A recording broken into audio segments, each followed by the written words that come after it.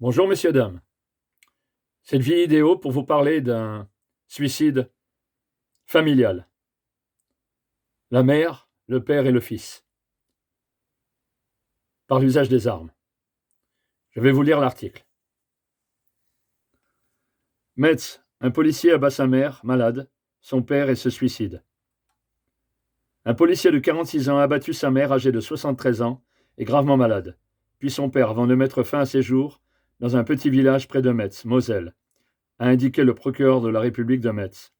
Un drame familial, une femme âgée de 73 ans et son époux ont été tués par arme à feu par leur fils, un policier âgé de 46 ans, avant de mettre fin à ses jours, a annoncé le magistrat Yves Badorc, qui a rappelé que les faits se sont produits ce vendredi à Retonfé. Les écrits retrouvés dans les maisons expliquent que le mari de la femme, un ancien gendarme à la retraite de 75 ans, et son fils, policier au commissariat de Metz, avaient décidé d'un commun accord de tuer la septuagénaire puis de mettre fin à leur jour. Une enquête ouverte pour meurtre aggravé.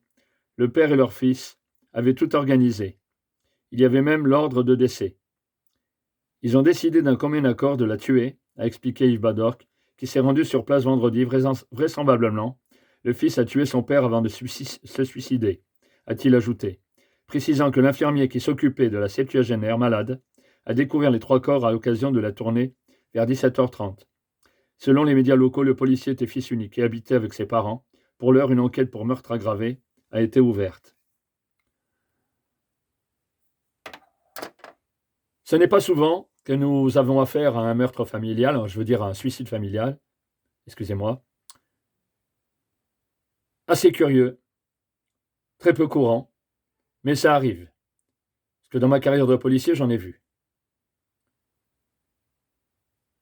C'est le plus grand acte d'amour par rapport justement aux conditions déplorables de vie que certaines familles subissent de plein fouet. Problèmes économiques, problèmes de maladie. Bien sûr aussi confrontés à notre société,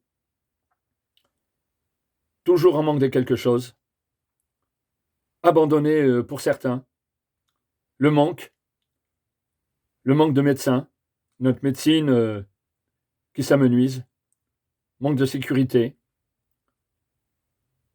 les guerres à l'étranger, la profonde souffrance donc de notre population pour certains qui malheureusement n'arrivent pas à survivre à cette souffrance psychologique et ont décidé de se donner la mort. C'est affreux. Là, nous avons l'usage des armes, mais malgré que, même connaissance des armes à feu, même si le policier en activité de 46 ans, donc le fils, avait une arme professionnelle chez lui, à domicile, avec sa famille, ça n'empêchait rien. Ils avaient décidé. Donc, n'importe quelle arme aurait fait l'affaire. Une arme blanche, un couteau. J'ai vu dans ma carrière de policier des suicides par arme blanche. Sans parler bien sûr des agressions par arme blanche, mais là, nous sommes sur un suicide. J'ai entendu une phrase qui disait « Il n'y a pas plus grand amour que de donner sa vie pour ceux qu'on aime ». Là, c'est le cas, malheureusement. Une famille qui voyait certainement souffrir un des leurs. Là, en l'occurrence, la maman, de 75 ans, peut-être 74 ans. Peut-être que, effectivement, on lui avait dit que sa vie allait être diminuée, qu'elle allait bientôt mourir, peut-être, ou que sa maladie était incurable, qu'il n'y avait rien à faire, comme je l'ai entendu autour de moi, pour des gens qui étaient gravement atteints. Une souffrance que ni son mari, ni son fils ne supportaient.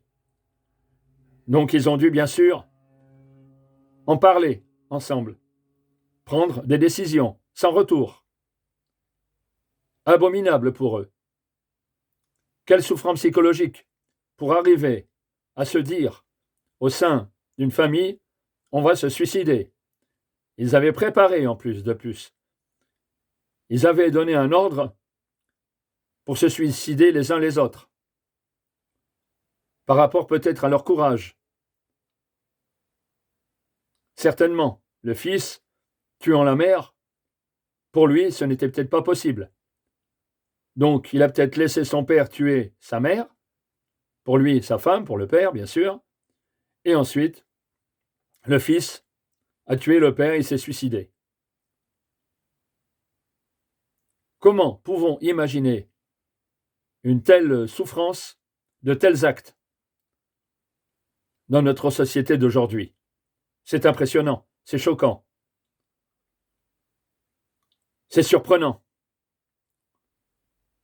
Dans une vie où tout nous accueille, tout nous est donné, un monde moderne, un monde truffé de technologie, justement, parlons-en, cette fameuse technologie, où là où on a le plus de communication, c'est là où on communique le moins. Donc peut-être c'était une famille abandonnée. Personne peut-être leur a tendu la main. Personne peut-être ne connaissait leur souffrance, leur désarroi. Une souffrance profonde, peut-être qu'ils ne se confiaient pas non plus. Par fierté, par réserve, et par respect peut-être des autres pour pas justement leur faire partager leur souffrance. Pour en arriver là, c'est vraiment la fin. La fin de penser, de se dire il y a une issue, de baisser les bras. Et en même temps, un courage pour sauter la vie. C'est incroyable. C'est affligeant pour quelques-uns d'entre nous de connaître ce genre de situation à travers les médias. On peut l'éviter, communiquer entre vous, repérer, essayer de tendre la main, d'essayer de parler. C'est ce que j'ai fait. Et c'est ce que je fais. Quand je vois des gens en souffrance, je ne peux tourner la tête, tourner les yeux. Ça peut être moi demain. Ça peut être vous demain. Vous éviterez peut-être un suicide. J'ai vu autour de moi des gens qui me parlaient de suicide.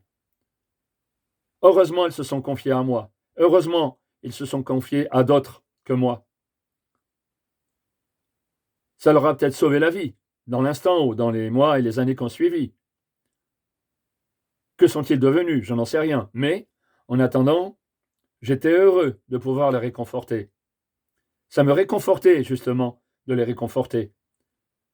Je me sentais bien. Je me disais, j'ai réussi à faire quelque chose.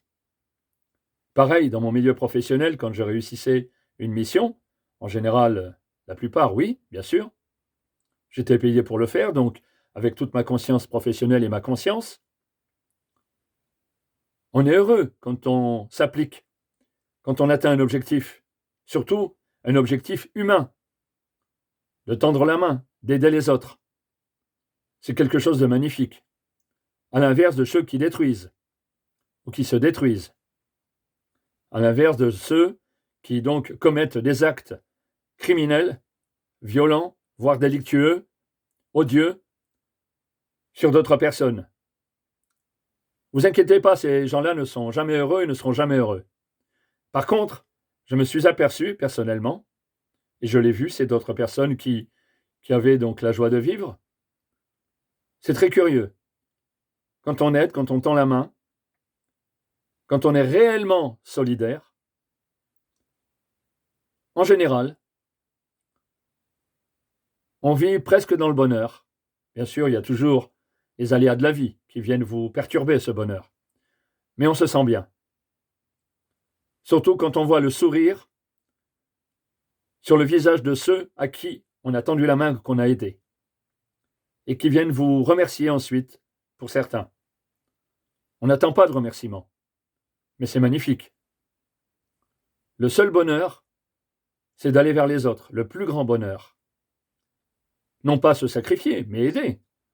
On n'a pas besoin de se sacrifier, il suffit de donner un peu. Et comme je dis tout le temps aux gens, donner un peu, c'est déjà donner beaucoup. Par rapport à d'autres qui donnent jamais rien, qui vivent dans leur égocentrisme. Donc pour éviter ce genre de malheur, écoutez les gens qui sont donc dans le malheur, qui sont aussi dans la désolation, que ça soit économique, que ça soit même sentimental. J'ai autour de moi, notre famille a autour de nous des gens qui sont dans la désolation psychologique et voire sociale et humaine. On leur amène ce que l'on peut leur amener. Et on le reçoit en retour, parce que ça étend notre cercle d'amitié, de tendresse et d'amour. Ça éviterait ce genre de situation. Je pleure sur cette famille, de nouveau. Je ne peux, et vous ne pouvez rester insensible, car cet acte familial de suicide, c'est extrêmement rare, ça arrive. Ce qui serait bien, c'est que ça n'arrive plus jamais. Comme j'ai souvent entendu dire, plus jamais ça pour d'autres situations. Eh bien oui, plus jamais ça, si on pouvait l'éviter. Même le dénoncer. Si vous voyez des problèmes socio-économiques ou familiaux, avec discrétion, essayez d'en parler à une assistante sociale. À tel endroit, telle famille, ils ont des problèmes, ça risque de mal tourner. Vous voyez, bon, vous formulez vos phrases. Vous demandez la discrétion, bien sûr. Vous avez l'assistanat social en France. Vous avez l'aide sociale. Et pour ceux, justement, qui sont dans le malheur, vous avez la famille, mais vous avez l'aide sociale également pour vous. J'ai eu besoin d'aide autour de moi dans ma vie. Je n'ai pas hésité à demander de l'aide, comme j'en donne aujourd'hui aux autres. Mais n'hésitez pas, pour ceux qui sont dépourvus de liens humains ou familiaux ou sentimentaux, n'hésitez pas autour de vous à vous confier.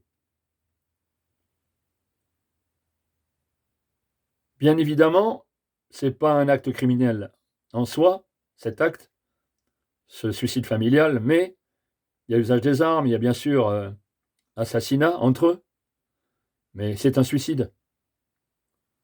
L'affaire va bien évidemment être classée, l'enquête est ouverte, bien sûr, aussi pour savoir s'il n'y a pas eu une commission d'assassinat et de meurtre, parce que là on parle de suicide pour le moment. L'enquête est ouverte, bien sûr, dans ce but. Donc le procureur de la République le définira. Je vous remercie de m'avoir écouté. Je suis resté muet encore une fois sur cette affaire, car c'est rarissime.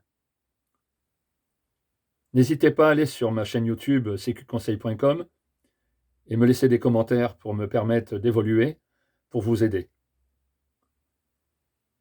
Je vous remercie.